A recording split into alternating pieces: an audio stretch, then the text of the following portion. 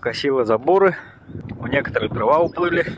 И не только дрова, кто-то из жителей не может найти кур и даже телят. Селян заранее предупредили о том, что скоро начнется паводок и нужно отогнать животных на возвышенность.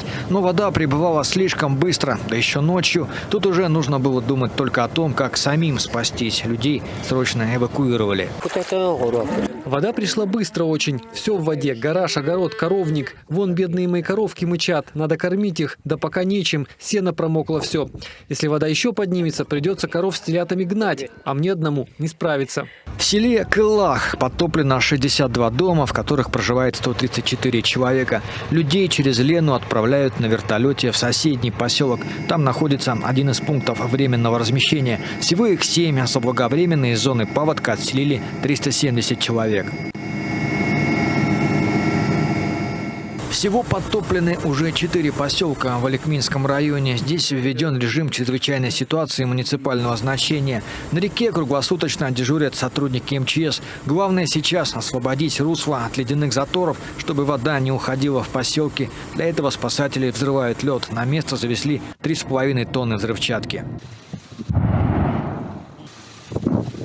Вышло распоряжение правительства Республики Саха-Якутия еще 24 января под номером 34-Р, где утвержден перечень задач, выполняемых исполнительными органами государственной власти Республики Саха-Якутия. Соответствующий план смягчения рисков согласован, утвержден всеми заинтересованными органами исполнительной власти. Именно на первом этапе, это с начала мая до середины мая, обеспечить пропуск паводковых вод на реках Лена, Алдан, Анга, Тата в 15 муниципальных районах республики.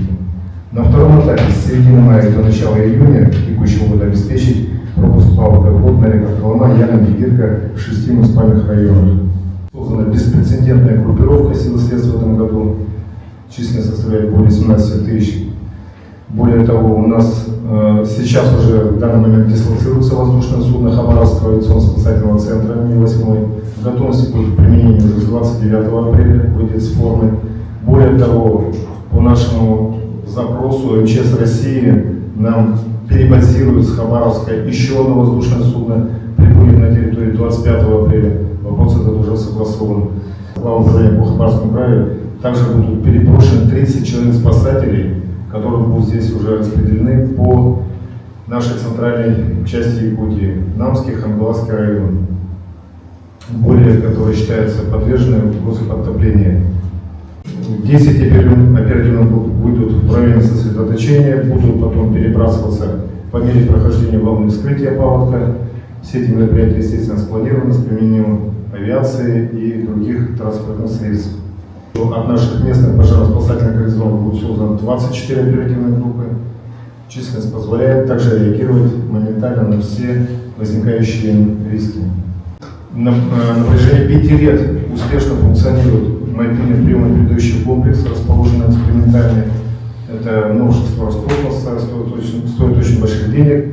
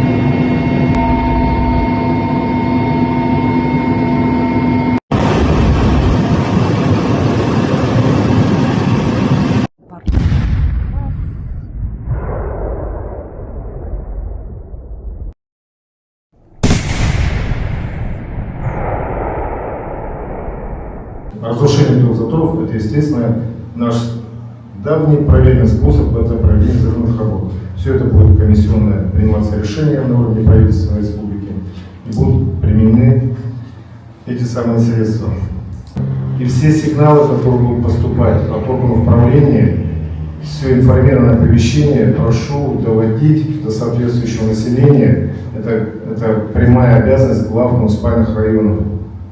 Поэтому здесь никакой паники, все должно быть четко, лаконично, как говорится, не допустить гибели среди мирных граждан.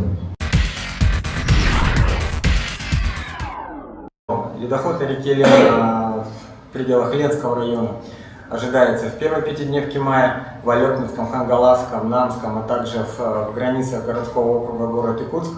Во второй декаде, Кобяйском районе в конце второй декады и в устьевом участке реки в последних числах мая. В течение первой декады и первой половины второй декады мая вскроются реки Алдан, Амга, Вилюй, что на 5-6 суток раньше нормы. Ледоход же на реках севера и северо-востока Якутии ожидается в третьей декаде мая и начале июня. Лишь на реке Колыма у поселка Зырянка Верхнеколымского района ожидается в конце второй декады мая. Формирование же заторов льда у нас будет определяться конкретными гидрометеорологическими условиями мая, которые будут в процессе ледохода. Вот. Образование заторов льда у нас наиболее вероятно на реке Лена, это в пределах Ленского, Алекминского, Хангаласского, пригорода города Якутска, Намского и Кобяйского районов. На реке Алдан в пределах Усьмайского, возможно также в пределах Тампонского района. На реке Амга в границах Амгинского района и на реке Колыма в пределах Верхнеколымского и Среднеколымского района. При мощных заторах льда максимальные уровни могут наблюдаться выше прогнозных величин от 1 до 2 метров и превысить критерии опасных отметок. На других участках рек бассейна реки Лена, а также бассейна Яны и Индигирки вероятность заторных явлений не превышает, естественно, 10% обеспеченности. А так мы ждем на границе нашей республики, точнее у поселка Витим, вскрытие ожидается 2 мая. Одной из самых распространенных форм наводнений являются паводки. Для предупреждения населения используют прогнозирование. В случае попадания вашего дома в границы паводка нужно выполнить ряд действий. Очистите свою территорию от снега. Отключите воду, газ, а главное – электричество. Потушить горящие печи отопления. Перенести в верхние этажи или чердак ценные предметы и вещи. Подготовьте и возьмите с собой документы, деньги и ценности, медицинскую аптечку. Также комплект одежды и обуви по сезону. Возьмите постельное белье и туалетные принадлежности, а также 3-дневный запас еды. В установленный срок необходимо прибыть на эвакуационный пункт. Также настоятельно советуем заблаговременно укрепить двери и окна. А главное, не поддавайтесь панике и действуйте по инструкции.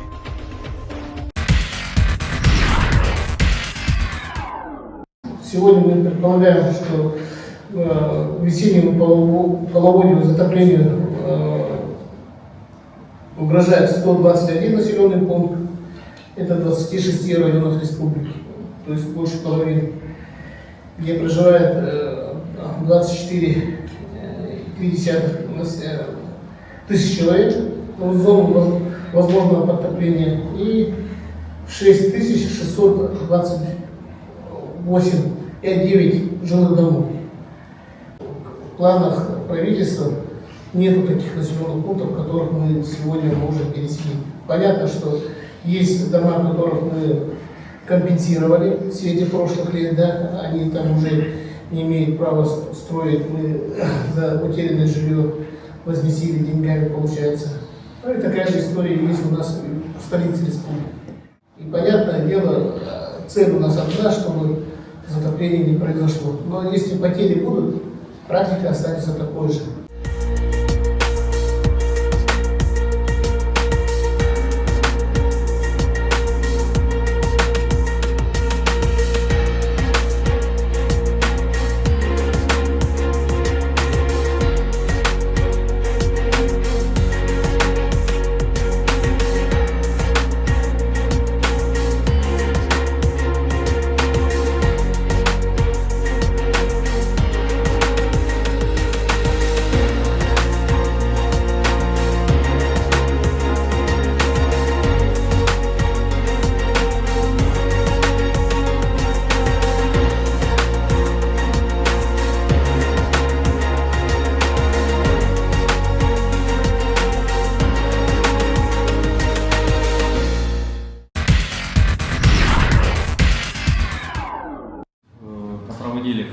штабные учения в муниципальных образованиях.